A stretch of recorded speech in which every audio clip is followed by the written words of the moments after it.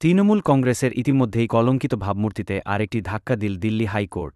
প্রাক্তন রাষ্ট্রদূত লক্ষ্মী পুরীর দায়ের করা মানহানির মামলায় তৃণমূল নেতা সাকেত গোখেলকে ১ সপ্তাহের মধ্যে প্রকাশ্যে ক্ষমা চাইতে নির্দেশ দিয়েছে আদালত, যা বিচার বিভাগে থেকে একটি কঠোর ও বিরল তিরস্কার। এই মামলাটি গোখেলের দ্বারা সামাজিক মাধ্যমে লক্ষ্মী পুরীর বিরুদ্ধে প্রমাণ ছাড়া মানহানিকর মন্তব্য করার সঙ্গে সম্পর্কিত। দিল্লি হাইকোর্ট স্পষ্ট ভাষায় তার অভিযোগগুলিকে ভিত্তিহীন বলে চিহ্নিত করেছে এবং এখন আনুষ্ঠানিক ক্ষমা প্রার্থনার নির্দেশ দিয়েছে। এটাই প্রথম নয় যখন তৃণমূলের মুখপাত্ররা ভুল কারণে খবরের শিরোনামে এসেছেন।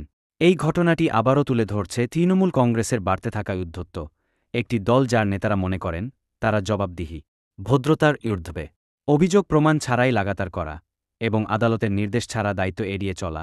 সাকেত গোখেলের মতো তৃণমূল নেতাদের আচরণ গম্ভীর প্রশ্ন তোলে। যারা জনতার প্রতিনিধিত্বের দাবি করে, তাদের চরিত্র কি এই রকম হওয়া উচিত? ক্ষমতার সঙ্গে দায়িত্ববোধ কোথায়? যেহেতু ক্ষমা চাওয়ার সময়সীমা দ্রুত ঘনিয়ে আসছে, একটাই বিষয় পরিষ্কার, আদালতের রায় এই বার্তা দিচ্ছে যে অধ্যত্ব এবং মানহানির পরিণাম আছে। আপনি যতই ক্ষমতাবান হন না কেন, শেষ পর্যন্ত সত্যের মুখোমুখি হতেই হয়। এবার সময় এসেছে পশ্চিমবঙ্গের জনগণের পক্ষ থেকে তৃণমূল কংগ্রেসকে কড়া শিক্ষা দেওয়ার।